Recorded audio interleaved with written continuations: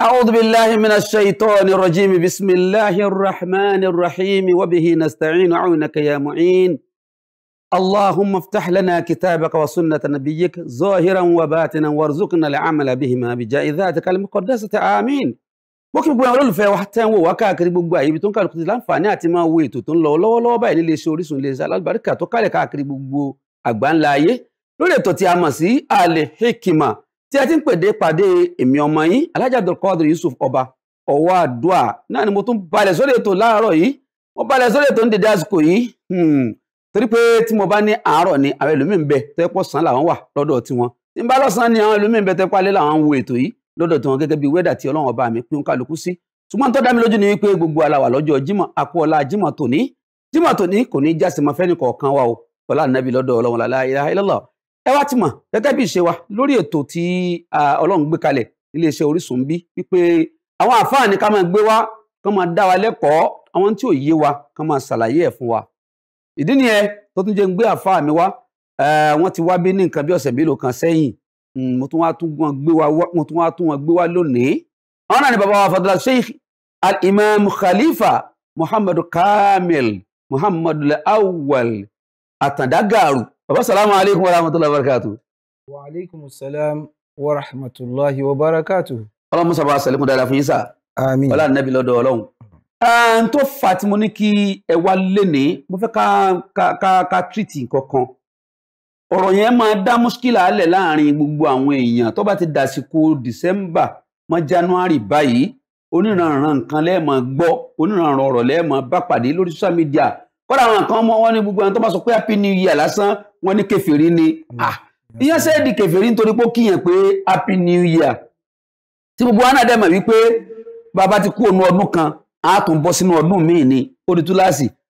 ọba tó sì gbé wa kalẹ̀ ó gbé gbogbo nǹkan apálukú kalẹ̀ sí i pé àti máa fi kà ẹlòmí òrùn ni wọ́n fi ń ka ọjọ́ ẹlòmí òṣùpá ni wọ́n fi ń ka ọjọ́ a ní sọ pé a fẹ́ bọ́ sí next year nísìn ká máa sọ pé kìí ṣe 2025 láwa o ká máa dákọ̀ nǹkan míì 2025 náà la máa dákọ̀ kọ́lá bàbá fẹ́ sọ déètì wa àtún wọn sọ pé àti lékún lọ́jọ́ orí náà ni ṣùgbọ́n tó bá di pé a fẹ́ wọ bẹ̀ báyìí a máa dá fìtínà lẹ̀ láàrin àwọn èèyàn wọ́n á fẹ́ ká fi ìmọ̀ tanná sọpọlọ àwọn èèyàn ní òní wípé nípa ọdún tí a fẹ́ bọ́ sínú ẹ̀ yìí tó jẹ́ ọdún Gregorian calendar ṣé Gregorian calendar náà sọ́wọ́ ọdún fáwọn mùsùlùmí náà sáà lè lò ó àbí ká sá padà sí di Israel náà ní káwọ́ sá ká máa lò tá a sì jẹ́ Nàìjíríà táwa Nàìjíríà bẹ̀. Bismillah. A'udhu billahi minash shaitanir rajim.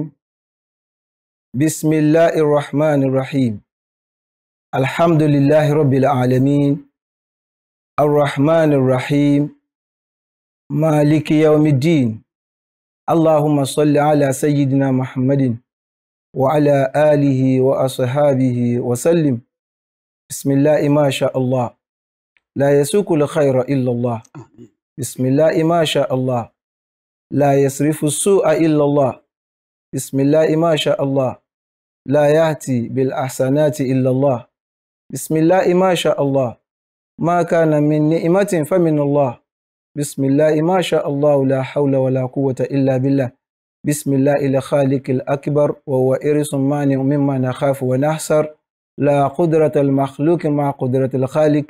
يلجمه بلجام قدرته وكان الله قويا عزيزا أشهد أن لا إله إلا الله وحده لا شريك له وأشهد أن سيدنا ونبينا محمدا عبده ورسوله صلى الله عليه وسلم أما بعد فيا أيها المستمعون الكرام السلام عليكم ورحمة الله وبركاته. وعليكم السلام ورحمة الله وبركاته.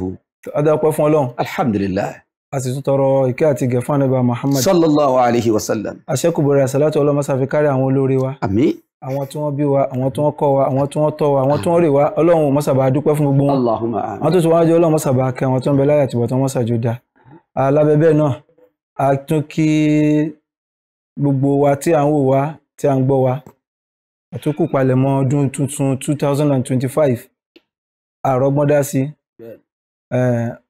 tá bá ń sọ̀rọ̀ nípa ọdún bóyá ń tó yé oníkálukú nípa ọdún ọ̀tọ̀ọ̀tọ̀ ni àmọ́ ó yẹ ká lè yànnà náà fún ara wa lábẹ́ bẹ́ẹ̀ náà mo kí atọ́kùn ètò Sheikh Abdulkadir ọwọ́ àdúà Ọlọ́run tí ń bá yín ṣe kò ní dá yín dá wa ọlọ́nàbà Muhammad sallallahu alaihi wasallam ẹ̀rí lọ́dọ̀ àwọn mùsùlùmí lóòótọ́ ọdún tábà máa kíra pé ẹ kú ọdún o ẹ kú ọdún o méjì náà lọ́dún wa a ní ọdún idul adha a sì tún ní idul fitri àwọn ọdún ńlá ọdún kékeré ìkan ní ṣe pẹ̀lú pápárí ààwẹ̀ tí ó máa ṣe déédéé ọjọ́ kìíní oṣù Shawwal oṣù kẹwàá nínú oṣù ojú ọ̀run oṣù tí a ń fi òṣùpá kà tó jẹ́ ti Hijriya. Then èyí tí ó wá jẹ́ ọdún ńlá tá a mọ̀ pé tá à ń pè ní ọdún iléyá là ń pè lọ́dọ̀ tí wá ń bí bóyá torí pàwọ́ máa ń lọ ilé ọdún náà ní pẹ̀tọ̀ iléyá ṣùgbọ́n kì í ṣe iléyá níbòmíì ọdún náà ni oúnjẹ èyí ń máa wáyé ní ọjọ́ kejì àràfá tí ń ṣe ọjọ́ kẹwàá oṣù Sulhijja nínú oṣù ojú ọ̀run ni a máa ṣe eléyìí ọdún méjèèjì táwọn mùsùlùmí náà nìyí gẹ́gẹ́ bí Ọlọ́run ti ṣe gbé kalẹ̀ fún wa àti Ànábì wa Muhammad sallallahu alayhi wa sallam tó bá rí bẹ́ẹ̀ náà àwùjọ wa tá a wà náà oríṣiríṣi ni Hijriya làwa fi ka ọdún tiwa bá a ṣe ń kíra pa kópalẹ̀mọ́ ọdún tuntun 2025 ní agbègbè tiwa yìí níbòmíì kò tiẹ̀ tí ìsúnmọ́ rẹ̀gbẹ̀rẹ̀gbẹ̀ kan máa kíra wọn kú ọdún nítorí pé n tá ń pè ní kàlẹ́ndà wọn ni ètò kan tí a fi ń ka ọjọ́ àti oṣù ètò kan ní kàlẹ́ndà tí wọ́n fi pín odidi ọdún sí oṣù àti ọ̀sẹ̀ àti ọjọ́ èyí tó bá kọ̀dí sóníkálukú lóníkálukú náà máa wá lò kàlẹ́ndà pọ̀ a ní Julian calendar a ní Gregorian calendar a ní Hebrew calendar a ní Hijriya àti ní àwọn oríṣiríṣiríṣiríṣi Chinese calendar wà bẹ́ẹ̀ náà ni ṣùgbọ́n ká lè rí àǹfààní tí a fẹ́ rí ká wo bóyá kàlẹ́ndà mẹ́ta Julian calendar nípìnlẹ̀ ayé òṣùpá ni wọ́n fi ń ka ọjọ́ ni wọ́n fi ń ka oṣù eléyìí wá lọ bẹ́ẹ̀ fà tó fi wá di 45 BCE àbí 46 ìyẹn 45 years sí 46 years kó tó di pé wọ́n bí Ànábì Isa alayhi salatu wassalam òun ni Julius Caesar òun ni ó wá ṣe ló gbé kàlẹ́ndà yìí kalẹ̀ nítorí kíni láti lè bá fi rọ́pò títí oṣù ojú ọ̀run tó ń lò tẹ́lẹ̀ táà ń fi òṣùpá kà ó wá gbé ilé ìkalẹ̀ lè tí yóò mọ̀ jẹ́ títí ìmọ̀ fi oòrùn kà ó wá ṣe níṣe pé odidi ọdún kan yóò mọ̀ jẹ́ 365 years I mean 365 days lọ́dún kan then lọ́dún mẹ́rin a mọ̀ fi ọjọ́ kan lé tí ó mọ̀ jẹ́ leap year ọdún méjìlá oṣù méjìlá tó pín ọdún sí iná Kùránì náà ṣaláì jẹ́rìí bẹ́ẹ̀ tá bá wo Kùránì chapter 9 verse 36 suratu Tawbah Ọlọ́run sọ wá pé a'udhu billahi minash shaitanir rajim bismillahir rahmanir rahim inna iddata shuhuri indallahi 12 shahra fi kitabillah yawma khalaqas samawati wal arda minha arba'atu hurum ẹ̀jẹ̀ káká wo pàtì àkọ́kọ́ yẹn lọ́dọ̀ Ọlọ́run gan òǹkà oṣù lọ́dọ̀ Ọlọ́run 12 ni bẹ́ẹ̀ ló ṣe wá ní àkọọ́lẹ̀ Ọlọ́run inú àwọn oṣù àtọjọ́ yìí náà lọ́lọ́run ṣètò dídá sánmà àti ilẹ̀ oṣù 12 yìí lọ́dọ̀ àwa mùsùlùmí a mọ̀ pé Muharram Safar Rabiul Awwal àǹkó títí bẹ́ẹ̀ ni lọ́dọ̀ àwọn ẹlẹ́sìn mi àwọn mọ̀ pé January February March April and so on títí December tó bá lọ sọ lọ́dọ̀ àwọn Hebrew àwọn náà ní bọ́n ṣe name àwọn oṣù wọn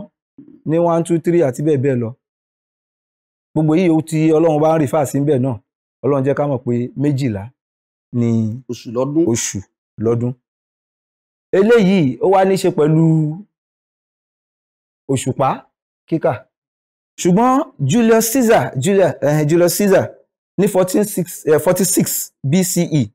òun ló wá mú òǹkà títí tá à ń fi oòrùn tá a fi ń kà láti fi dípò èyí tí à ń fi òṣùpá kà tẹ́lẹ̀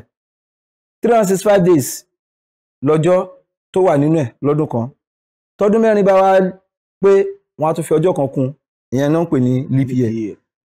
eléyìí ni Julian calendar tí wọ́n ń bá bọ̀ títí tó fi wá di 16th century. Ìgbà yẹn náà wá fura pé èyí tí Julius Caesar fi kalẹ̀ fún wa yìí ìṣẹ́jú mọ́kànlá ló ń lé tó fi gùn ju normal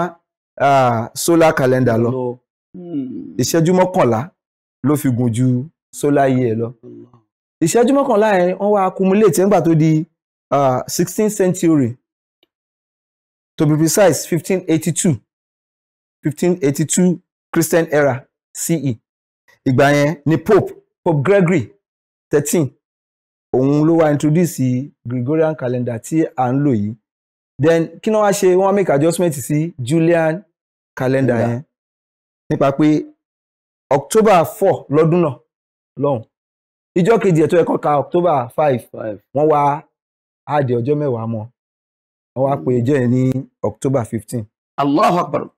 That's the adjustment tí wọ́n ṣe sí calendar ilé ti Gregorian tí à ń kà lọ́wọ́ ẹ̀. Ẹsẹ̀ ọ̀rọ̀ yìí bí tẹ́tí àwọn abáde yìí nísìnyí àwọn tí ń wò wá àtàwọn tí ń gbọ́ wa wọ́n ti máa wá wò pé ọ̀rọ̀ yìí ti fẹ́ máa rí bákan ṣùgbọ́n àlàyé rẹ̀ yóò padà yé wa gbà tí bàbá bá padà sọ̀kalẹ̀ àlàyé ọ̀rọ̀ wọn lórí tí à ń pè ní oṣù. Bípìlẹ̀ oṣù ọdún ti bẹ̀rẹ̀ náà ni àwọn àfáà wa Sheikh Muhammad Kamil Garu ni wọ́n yànnàná fún wa ká lè mọ̀ wípé kò sọdún tó dé báyàn láyé ìyẹn gbọ́dọ̀ dúpẹ́ fọ́lọ́run ni kó sì bá wọn sọdún náà Ọlọ́run já sọ̀pọ̀lọpọ̀ ọdún láyé. Ẹ jẹ́ ká lọ sókè lọ́hùn bọ́tá bá padà dé àfáà wa Garu wọ́n sì wá ń kalẹ̀ láti tẹ̀síwájú lórí àlàyé wọn nípa tá à ń pè ní ọdún àti kàlẹ́ndà bá àti fi ka ọjọ́ ti fi dọ̀dún máa lọ́wọ́. Bismillah. Ẹ káàbọ̀ padà sódò tó yé tó wa Al-Hikima. Mo rò pé ń gbádùn bàbá wa Khalifa wa Muhammad Kamil Garu tí wọ́n bá wá yànnà náà nípa tí à ń pè ní kàlẹ́ndà àti bá àti fi ka ọjọ́ kásù tí ó fi di ọdún.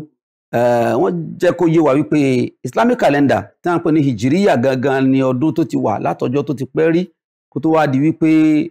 Julius Caesar ó dé pẹ̀lú ètò tiẹ̀. Bàtọ́ yá Gregory òun náà tún dé tá à ń pè ní Gregorian calendar. Bàtọ́ wọn rí pé tọ̀hún ni ó tún lé ní ìṣẹ́jú mọ́kànlá. Làwọn náà bá ká dé ní October 10 láti October 10 wọn náà gbé lọ síbì kan bí wọ́n fẹ́ gbé lọ bàbá. À ń ṣàlàyé lórí adjustment tó wà nínú Julian calendar sí Gregorian calendar pé ìjọ́ mẹ́wàá ni wọ́n fi kún ní 1582 tí wọ́n fẹ́ adjust calendar yẹn. October 4 ọjọ́ náà lọ́hùn ìjọ́ kejì ẹ̀ wọ́n wá pè ní October 15. Ìyẹn ni adjustment tó bá Julian calendar tí a fi ń lo Gregorian Gregorian calendar tí à ń lò báyìí nísìn. Now another calendar ìyẹn ni Hebrew calendar, ìyẹn jẹ́ lunisolar calendar. Ìyẹn ni pé wọ́n mix lunar kìíní àti solar calendar àti lunar calendar ni wọ́n ti bọnú ara wọn. Eléyìí náà òun náà nígbà tí ìyẹn náà máa wáyé gẹ́gẹ́ bá ṣe sọ pé oṣù ojú ọ̀run ìyẹn òṣùpá ní gbogbo ayé tí ń lò tẹ́lẹ̀ láti fi ṣe òǹkà tó gbajúmọ̀ kó tó di pé wọ́n adjust ti Julian calendar kó tó di Gregorian. Ṣùgbọ́n tó ti bẹ́ẹ̀ náà àwọn Hebrew àwọn náà tún ní calendar àti tiwọn lè tó já sí pé oṣù ojú ọ̀run tá à ń fi òṣùpá kàrí náà 12 ni òun wá jẹ́ 354 days tóun bá máa fi yípo ní ọdún ó jẹ́ 354 days. Now ní oṣù kọ̀ọ̀kan ìzáìdà kó jẹ́ 29 àbí 30 gẹ́gẹ́ bá ṣe mọ̀ pé gbogbo àwọn oṣù ojú ọ̀run tó bá ń kà 29 30. Then lunar year pẹ̀lú solar year wá ṣọ́ọ̀tì 11 1/4 day sí ti solar ó dín tó já sí pé ìyẹn papọ̀ mọ́ òun máa jẹ́ 365 1/4 day. Ìyẹn ni pé 354 yẹn ó ṣọ́ọ̀tì 11 1/4 day lọ́dún. So tó bá hàjẹ́ papọ̀ mọ́ ó máa fún wa ní 365 1/4 day. Ẹ̀rí pé tó bá máa fi lọ bí mẹ́rin bẹ́ẹ̀ ló máa fi rí di 366 nígbà tá bá ní leap year. Now ṣùgbọ́n nǹkan táwọn ilé wa ṣe ni pé wọ́n wá pé kíní kan ní intercalary month tí wọ́n jẹ́ pé 7 times ni wọ́n máa hàdí ẹ̀ mọ́ lọ́dọ̀ títí wọn 7 times wọ́n máa hàdì ẹ̀mọ́ ní every 19 years ní 19 years wọ́n máa hàdì every 19 years lẹ́ẹ̀méje wọ́n máa hàdì intercalary month yẹn 11 one quarter day wọ́n máa hàdì ẹ̀mọ́ so ìyẹn náà máa fi ń ní 13 months ní àwọn àsìkò kọ̀ọ̀kan lọ́dọ̀ títí tí wọ́n pè ní intercalary month ìyẹn ní Hebrew calendar so wọ́n gbélé àlàyé tiẹ̀ ni ṣùgbọ́n tó kàn wá jù ni pé ok ní Nàìjíríà tí wá mi báyìí Gregorian calendar là ń lò gbogbo ọ̀ràn calendar tá a bá máa wá lò tó bá ti bẹ̀rẹ̀ láti ìjọ́ kìíní oṣù kejì tó bá yípo ọdún kan parí náà nìyẹn á tún bọ́ sínú ọdún mi definitely àti ṣe ọdún kan nìyẹn a pè ní ọdún iléyá o a pè ní ọdún ìtúnu àwẹ̀ o ṣùgbọ́n ló ń ka iye tí ọdún ń jẹ́ látara ọjọ́ àtoṣù ọdún kan ti yípo nìyẹn ọdún tuntun mi náà ló wọlé gẹ́gẹ́ bí official calendar tá à ń lò ní ọ̀dọ̀ títí wá mi báyìí tíjọba ń lò tí wọ́n fi ń ṣe bọ́jẹ̀tì fún wa ẹ rí pé 2025 náà ni wọ́n ti múra bọ́jẹ̀tì ẹ̀ kalẹ̀ bọ́jẹ̀tì wà nílẹ̀ báyìí so òun ni wọ́n ń lò fún wa so tọdún kan tá bá rí pé ọdún kan yípo tá bá ń kíra pé ẹ máa kó ọdún tuntun ní ọ̀ní lóòótọ́ ṣebí 2024 ó kọjá nìyẹn 2025 tuntun náà ni so a kú ọdún tuntun a kú ọdún kàlẹ́ndà tuntun ní kì í ṣe gbólóhùn kèfèrí so torí pé a ṣe lọ́dún kì í ṣe pé ń ṣe la máa ṣọ láwa àwọn kan ń ṣe lọ́dún láwọn ẹlẹ́sìn kejì wa òun ló ń ká títí wọn nígbà tó jẹ́ pé àwọn náà ni wọ́n colonize wa ló jẹ́ kó jẹ́ pé kàlẹ́ndà yẹn náà ni wọ́n impose lé wa lórí tá à ń lò tá a fi ń ṣèjọba tó pọ́n alárúbá náà ni wọ́n wá colonize wa ni definitely Nigeria calendar náà ni àbá máa lò so kò sí ohun tó burú ń bẹ̀ngbà tí a bá bẹ̀rẹ̀ January 1st tó wá parí ní December gbàgbé pé bóyá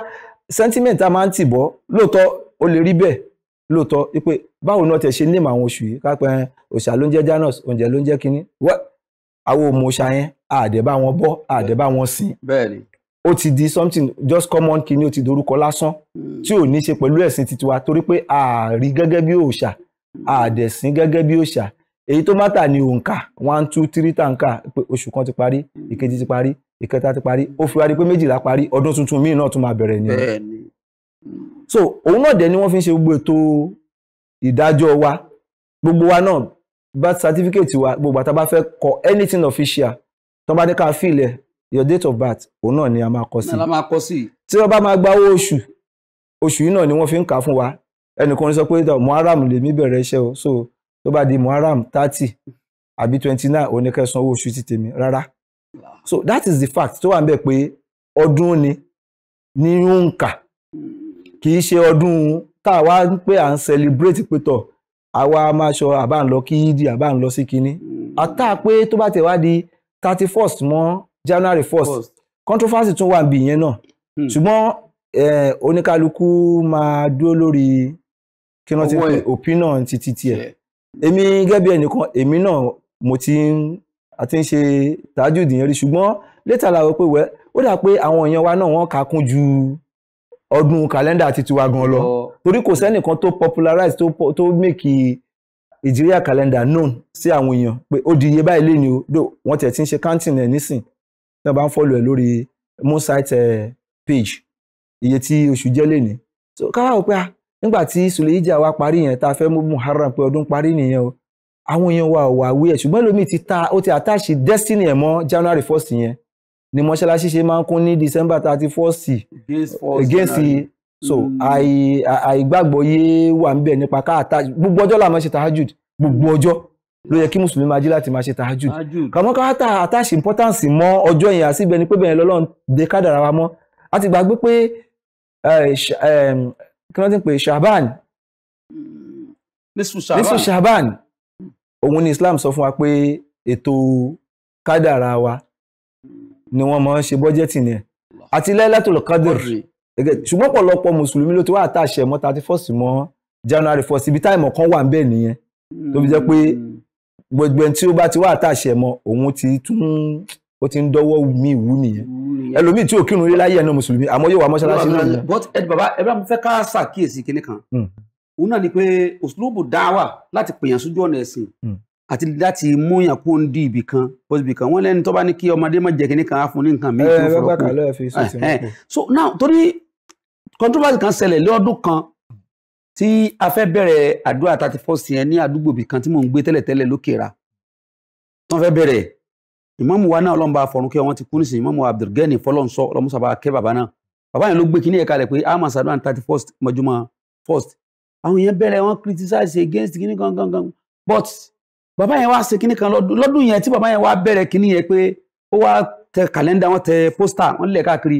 ṣùgbọ́n àwọn yẹn tí wọ́n ń rí pósítà yẹn tí wọ́n ń rí pàtó di 31st yẹn mọ́sálásí láti kún déta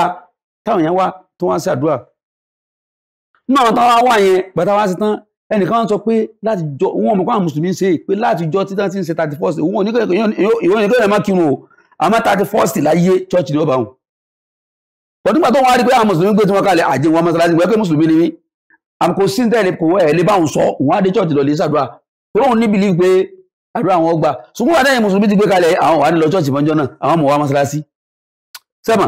kí ní àwọn á jẹ́ kí àwọn èèyàn kún mọ́sálásí àwọn wọn bá wọn sọ̀rọ̀ Ọlọ́run láti bẹ̀rẹ̀ lómìnà ti mọ pàtàkì oṣù Islam lómìnà ti mọ ọ̀pọ̀lọpọ̀ nǹkan mí tí ẹ̀yọ́ tẹ́lẹ̀ mi ọmọ nípa Islam irú uslubu yẹn ń kọ́. Alhamdulillah ṣe rí kò sẹ́ni irun kan tí gbogbo wa máa ń sọ náà nìyẹn torí èmi náà gbà tá a dé àdúgbò wa èmi ò observe rí but mo wá rí pé 31st yẹn mo jáde lọ ibi program kan mo ń bọ̀ mo wá rí àwọn èèyàn tí mo mọ̀ lójúlùmọ̀ tí wọ́n wọṣọ funfun tí wọ́n lọ sí ọ̀nà church kí ló ṣe àwọn náà lọ ṣàdúrà níyẹ̀ then ní mọ́ṣáláṣí wa gan náà tí a ṣe nǹkan kan tí mo sùn mo rí pé nìkan wá jókòó síbẹ̀ òun wá ṣàdúrà mọ́jú kí lélẹ́yìí nítorí wá sẹ́mi tí náà ló wá lẹ́sẹ̀ mi tèmi náà the following year we started but èmi ti wá bẹ̀rẹ̀ sí ní máa wá jẹ́ kán mọ̀ pé kádàrá wa wà táàṣì mọ́ kínní yìí o so many years back náà ni mo ti wá stop ẹ̀ wípé kò sí nǹkan kan bẹ́ẹ̀ ní mọ́ṣáláṣí ọ̀dọ̀ wa torí pé gbogbo wa ti gbé àti àtáàṣì kádàrá mọ́ ipò ìjọ yẹn lọ́lọ́run máa ṣe oore fún wa ìjọ yẹn ni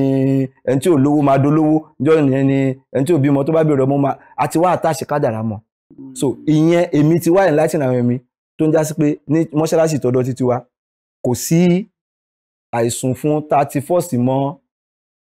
January 1st nítorí ẹwọ́rú ẹni tẹ́ wí yẹn nísìn ó ti àtàṣe kádàrá mọ́ 31st mọ́ January 1st yẹn ló sọ pé church lòun lọ nígbà táwọn mùsùlùmí wá gbé tán lẹ̀ lọ irú ẹni inú yẹ ká enlighten ẹ̀ ká jẹ́ kó mọ̀ pé òun láti máa jí ṣe tàájùdì nílé rárá rẹ̀ àsìkò kan wà tọ́lọ́ máa ń béèrè pé alimin sa'il talẹ́ni tó ń béèrè nǹkan lọ́dọ̀ wa tó ń fẹ́ nǹkan ká fún un ìyẹn ni ká máa wá kọ́ àwọn èèyàn wa ká máa kọ́ wọn títí tí ó fi mọ́ wọn lára débi pé wọn ò ní àtàṣẹ mọ́ 31st mọ́ 1st mọ́ so dáwà ni mo rò pé akákọ̀ wọn èèyàn lẹ́kọ̀ọ́ níṣá. alhamdulillah ẹ̀kọ́ náà lẹ́gbọ́ yìí lọ́dọ̀ àwọn afáwa Khalifa Muhammad Kamil Garu yìí tí ó ṣe pàtàkì jù ń bẹ̀ òun náà ni pé wọ́n ní ẹ má já àtàṣe kádàrá wa mọ́ ṣùgbọ́n ìyẹn ò ní ká má ṣe tí a bá rí ibi tá a ti lè ṣe because òun sì dájú kó o tó lọ síbi tọ́lọ́run ti bínú sí ọ lọ torí gbogbo ń tashabbaha bi qawmin fahuwa minhum so ẹjẹ́ àjòkó mọ́sálásí wa kábẹ̀ lọ́wọ́ instead táwọn máa fi lọ lè ju báńgà káàkiri àbí táwọn máa tẹ̀lé àwọn ọmọ kí àwọn kan ta káàkiri àbí táwọn máa wá àwọn obìnrin kí ní 31st against 1st tí wọ́n náà bá rí bí wọ́n ti kójọ tí wọ́n ń bẹ Ọlọ́run wọn náà wọbẹ̀ kọ bẹ̀ lọ́hùn àdúrà nígbà agbára kọ́ ọlọ́mọsá gbọ́dọ̀ ẹnì kọ̀ọ̀kan wa ọlá nàbí lọ́dọ̀ ọlọ́ torí mọ́sálásí wa ní mọ́sálásí Najibudeen Central Mosque tó wà ní number 4 Fatai Close ní Sagambi bẹ̀lẹ̀mí ọ wà ní 31st mọ́júmọ́ 1st yìí pẹ̀lú ògùn Ọlọ́run inshallah ọlọ́dọ̀ bàbá wa Sheikh Najibudeen Anífowóṣe pẹ̀lú ògùn Ọlọ́run àásàdúrà ń bẹ̀ mọ́júmọ́ wọn náà lè darapọ̀ mọ́ wa ń bẹ̀ Ọlọ́run gbọ́dọ̀ ẹnì kọ̀ọ̀kan wa Ọlọ́run kó gbàdúrà gbogbo wa náà o ọlá nàbí lọ́dọ̀ mọ́sọ̀dún yìí láti mọ́fẹ́ ẹnì kọ̀ọ̀kan wa wala la hawla wala quwwata illa billahi al-aliyyil azim fún kòrò wájà abẹ́yìntẹ́ bá fẹ́ bá darapọ̀ mọ́ wa lórí ètò yìí bó bá já kọrin tí wọ́n náà fẹ́ ká yọ mọ̀ bọ̀ wá lórí ètò yìí inshallah a ṣe interview méjì mẹ́ta fún ọ̀tá yóò sì mọ ìwọ náà pẹ̀lú ògo Ọlọ́run àbí ìwọ náà já àfà tí wọ́n náà ń fẹ́ bá ayé sọ̀rọ̀ wọ́n náà mọ̀ bọ̀ lórí ètò abó onípolówó ọjà kan àbọ̀ lọ́nà kan àti bí àwọn kejì tí wọ́n náà fẹ́ fi dá sétò yìí kúmá Ramadan ti ń bọ̀ báyìí torí pé Ramadan nísìnyí tí ń wò wá lọ́ọ̀kan àwa náà ń wọ́n nísìnyí kò ju bí oṣù méjì lọ mọ́ báyìí torí pé ending of February sí March náà ni Ramadan ó bẹ̀rẹ̀ kọ́lọ̀ mọ́sà sọ àjùgbà náà lọ gbogbo ẹ̀yin tẹ́ máa ń ràn wá lọ́wọ́ nù Ramadan à ń retí ọwọ́ yín gbogbo ẹ̀yin tẹ́ fẹ́ dá sí tòótọ́ lóyìí ẹ pè wá kájọ sọ̀rọ̀ ọ̀nà tẹ́ gbégbà tí gbogbo fi jọra wọn lórí ètò wa Ramadan Kareem tá máa ń ṣe ní gbogbo inú Ramadan kọ́lọ̀ mọ́sà ṣe gbogbo ẹ̀rọ̀rùn fún wa nọ́mbà tẹ́ lè pè mí sí rèé 08023055086 0802305 55086 náà nọ́mbà tẹ́lẹ̀ kò bí sí pẹ̀lú ògbọ́dọ̀ ṣàlọ́ mo promise yín tó bá dijọ́ mẹ́jọ òní màá gbé akọrin kan wá nínú àwọn akọrin Islam tó ń jẹ́ àfáà tí wọ́n láàmìlaka tí ọ̀pọ̀lọpọ̀ yín ti ń béèrè lọ́wọ́ mi pé ẹ fẹ́ mọ̀ nípa wọn màá gbé wọn wá fún wa lórí ètò yìí tó bá dijọ́ mẹ́jọ òní insha Allah ta'ala àmọ́ lọ́ba yìí tó bá dijọ́ mẹ́jọ láti máa pàdé lórí ètò tá a pè ní Al-Hikmat ma'as salam wa ila al-liqa.